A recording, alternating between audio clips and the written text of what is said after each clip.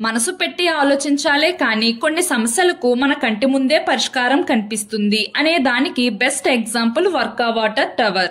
ఇథియోపియాలో త్రాగునీటి కొరత చాలా ఎక్కువగా ఉండేది. అక్కడ జనాలు నీటి కోసం రోజు 100 కిలోమీటర్లు నడిచి వెళ్లేవారు.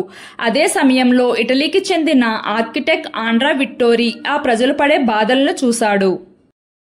గుక్కెడు నీళ్ల కోసం జనాలు ఎన్నో మైళ్ళ దూరం ప్రయాణిస్తున్నారు. కానీ కొన్ని చెట్లు కీటకాలు మాత్రం నీటి కొరత లేకుండా ఎలా బ్రతుకుతున్నాయి అని ఆలోచించిన అతనికి వెదురు చెట్ల ద్వారా ఒక ఆలోచన వచ్చింది.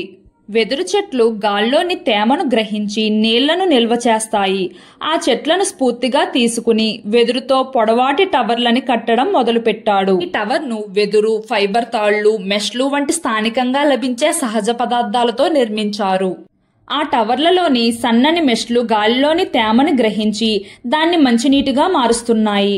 టవర్ కింద ఉన్న కుళాయి తిప్పితే నీళ్లు వచ్చేలా ఏర్పాటు చేశారు. ఈ టవర్లు రోజుకి 100 నుండి 150 లీటర్ల వరకు మంచినీటిని అందిస్తాయి. ఈ ప్రాజెక్ట్ సక్సెస్ అవడంతో విట్టోరి వర్కా వాటర్ పేరుతో స్వచ్ఛంద సంస్థను స్థాపించి 15 దేశాల్లో వెదురు టవర్లను నిర్మించాడు. ఈ టవర్లను తయారు చేయడానికి ఎటువంటి కరెంటు అవసరం లేదు. విట్టోరి స్థానికులకు శిక్షణ ఇచ్చి వాళ్లంతట వాళ్లే ఈ టవర్లు నిర్మించుకునేలా చేస్తున్నారు. 40,000 రూపాయలతో ఈ టవర్ను నిర్మించుకోవచ్చు. మన పల్లెల్లో ప్రజలు రావి చెట్ల కింద కూర్చుని ఎలా మాట్లాడుకుంటారో అలాగే ఇథియోపియాలో కూడా వర్కా చెట్టు కింద కూర్చుని అలా మాట్లాడుకుంటారట. వర్కా వాటర్కి ఆ పేరు ఆ చెట్టు నుండే వచ్చింది. వర్కా వాటర్ సంస్థ ఇండియాలో దూర ప్రాంత గ్రామాలలో వర్కా వాటర్ 5.0 టవర్లను ప్రవేశపెట్టే ప్రయత్నంలో ఉంది.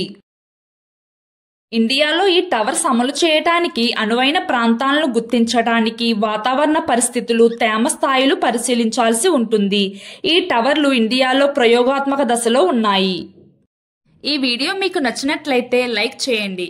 ఇలాంటి మరిన్ని వీడియోల కోసం మా ఛానల్ని సబ్స్క్రైబ్ చేయండి.